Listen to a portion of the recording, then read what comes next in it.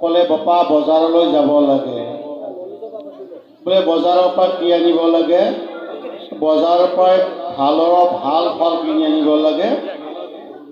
আৰু ভাল ফল কিনি অনাৰ কাৰণে দেউতাকে ল'ৰাজনৰ হাতত 100 টকা দিলে। ল'ৰাজনেও 100 টকালৈ বজাৰলৈ গ'ল। বজাৰৰ দুৱাৰমুখ যেতিয়া পালে, ল'ৰাজনে দেখিলে মানুহৰ এটা জুম। ল'ৰাজনে আচৰিত মানিলে, আজিনো বজাৰৰ দুৱাৰমুখতে ইমান মানুহৰ ভিৰ কিয়? এই জুমটো ঠেলি ভিতৰলৈ গৈ দেখিলে এটা বান্দৰে বিভিন্ন কৌশল দেখুৱাই ভংগী ভংগী কৰি মানুহৰ মন আনন্দত মতলীয়া কৰি ৰাখিছে। বান্দৰটোৰ নাচবিলাক দেখি সকলোৱে মনোমুগ্ধ হৈ চাই আছে।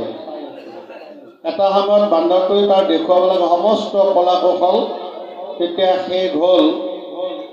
এই বান্দৰটোৰ গৃহস্থজনে তাৰ হাতত এটা পাত্ৰ তুলি দিলে আৰু বান্দৰটোৱে সকলোৰে ওচৰে ওচৰে গ'ল।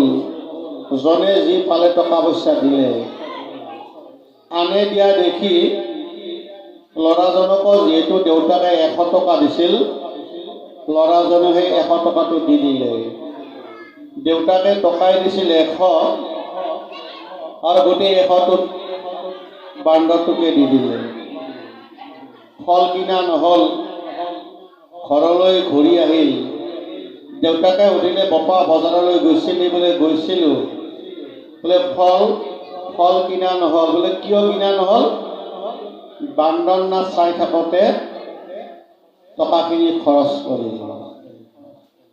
এইখিনি কথা আধ্যাত্মিকত যদি আমি বুজিবলৈ যাওঁ, সেই ফল কিনিবলৈ দিয়া দেউতাকজননো কোন আৰু ফল কিনিবলৈ অহা ল'ৰাজন কোন আৰু উত্তম ফলনো কি আৰু ফল কিনিবলৈ 100 টকা দিয়াৰ অৰ্থনো কি? সেই পিতৃজনে হ'ল আমাৰ সকলোৰে পিতা প্ৰভু ভগৱন্ত কৃষ্ণ। তমেইব পিতা তমেইব মাতা তমেইব বন্ধু তমেইব সখা। ভগৱন্ত আমাৰ সকলোৰে পিতা আৰু আমি তেওঁৰ সকলোৰে আমি সন্তান।